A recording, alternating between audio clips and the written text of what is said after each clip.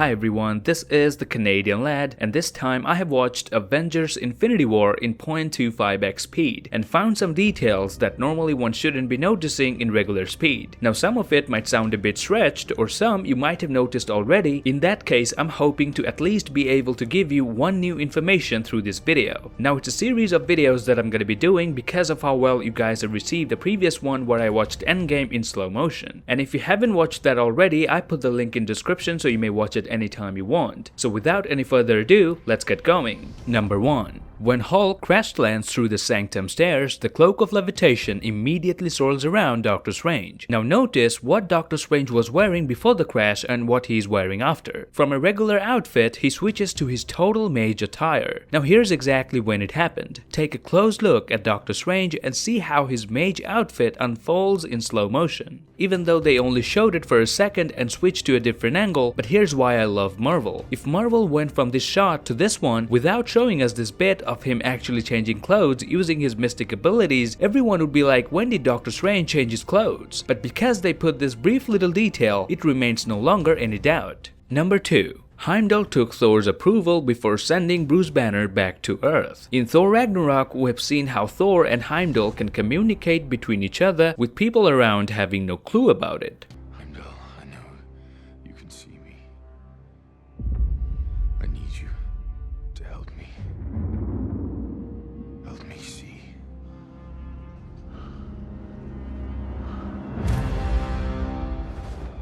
I see you, but you're far away. What's going on here? Come see for yourself. Hello, is Ravnus.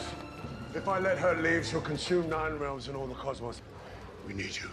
The reason I'm able to draw this conclusion is because just before sending Hulk, Heimdall looks at Thor as if Thor was calling him telepathically. And when we see Thor looking at Heimdall, you can clearly see his face goes from pain to absolute thrust, as if telling Heimdall, you know what to do, send Bruce Banner to the wizard on Earth. And why the wizard? Because Thor came to know Earth has a wizard now who keeps a watch list of beings that pose a threat to this world. And remember, at that point Heimdall still believed Thor as the king of Asgard.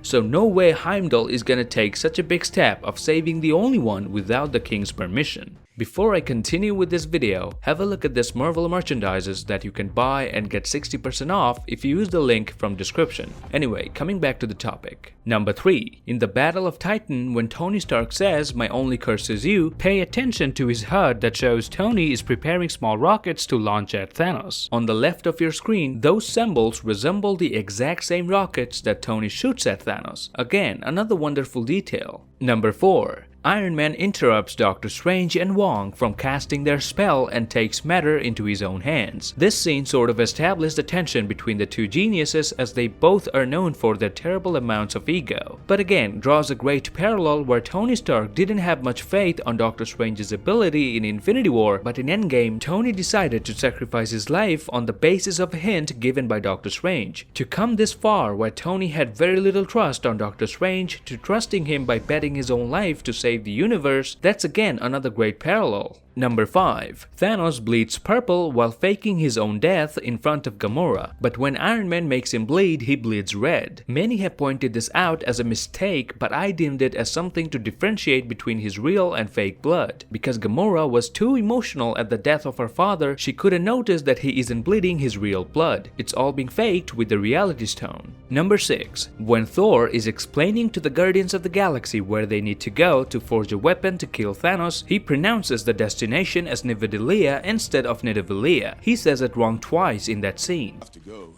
is Nidavellir. That's a made-up word. All words are made up. Nidavellir is real? Will you join me on my quest to Nidavellir? Let me just ask the captain. Oh, wait a second, it's me. Yeah, I'll go. Wonderful. Yet in the third act of the film, he correctly pronounces it as Nidavellir. That's Nidavellir. Now I admit it's a pretty difficult word to pronounce, but listening to Thor in slow motion made it very obvious that he indeed is pronouncing the word wrong. Number 7. Doctor Strange's hands still shake in 2 different scenes, which is a nod to his solo film. While arguing with Star-Lord and the other Guardians of the Galaxy, Strange's hands tremble very heavily. This is more evident in the scene where he gives away the Time Stone to Thanos. Number 8. Tony Stark's mustache changes as he's confronting Thanos on Titan. He says he's gonna lose it if Thanos throws another moon at him. In this shot, his mustache is dark and defined. After Thanos calls him by his name, in the very next shot, his mustache has a lot more gray in it and is a bit thicker. Number 9. When Gamora stabs Thanos, her weapon doesn't have any blood on it, indicating that they're in a fake reality. Number 10. When Doctor Strange executes the Images of Econ spell to create confusion, you can see Thanos activating both Soul and Power Stone to identify the real Doctor Strange. Number 11. Call Obsidian gets his hand cut off through the sling rings used by Wong. Later in the movie, he appears to have a newly made hand out of steel. Just goes to show how advanced Thanos' technology is.